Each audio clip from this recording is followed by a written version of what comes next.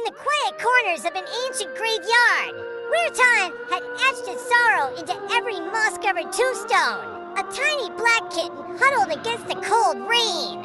The heavens wept, and the earth absorbed its tears. But the kitten remained alone, abandoned by fate. Her fur, once sleek and midnight dark, now clung to her fragile frame, drenched and matted. Her eyes, wide and amber, mirrored the stormy sky above. She shivered, her tiny body trembling with fear and hunger.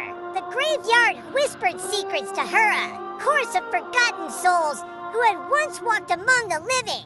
They spoke of lost dreams, broken promises, and love that had withered like the wilted flowers strewn across the graves. The kitten listened, her heart heavy with their collective grief.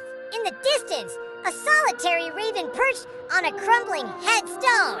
Its obsidian eyes bore witness to the kitten's plight, and it cawed mournfully as if urging her to surrender to the inevitable. But the kitten clung to hope, for hope was all she had left. Days turned into weeks, and still she waited. The rain ceased, leaving behind muddy footprints that led nowhere. The wilted flower by her side drooped further, its petals fading like memories slipping through her paws. And the distant silhouette the watcher remained elusive, a phantom haunting the edges of her existence. One moonless night, when the graveyard lay shrouded in mist, the kitten heard a faint melody. It was a song of longing, sung by the wind itself. She followed the ethereal notes, stumbling over uneven ground, until she reached a forgotten mausoleum. The door creaked open, revealing darkness within. The kitten hesitated, then stepped over the threshold. Candle flames flickered, casting dancing shadows on the walls. And there, atop a stone sarcophagus, sat the silhouette, the person who had watched her all along.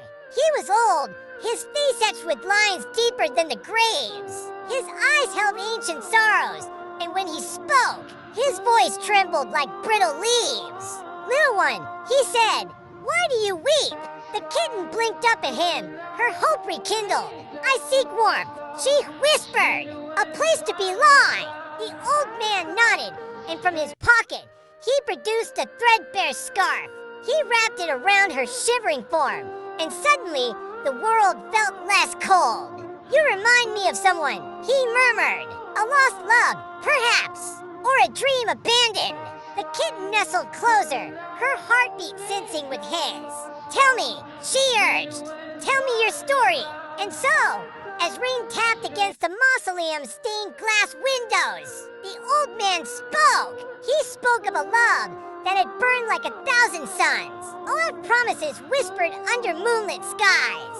He spoke of betrayal, of choices made and unmade, until the ache in his chest became too heavy to bear. "Sometimes," he said, "we become ghosts long before our bodies rest in peace." The kitten listened, her eyes never leaving his face.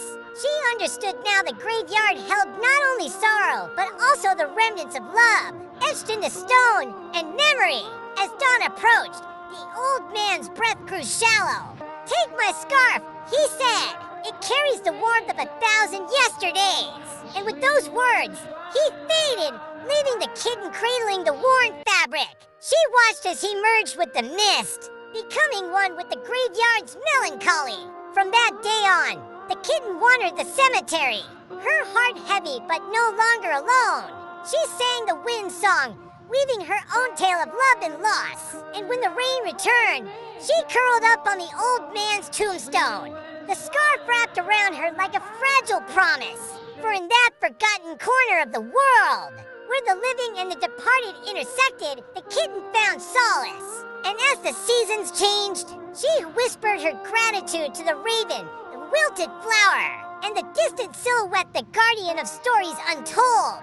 And so, the black kitten became a keeper of memories, her amber eyes reflecting the past and the present, her heart a fragile vessel for all the love that had ever existed within those weathered tombstones.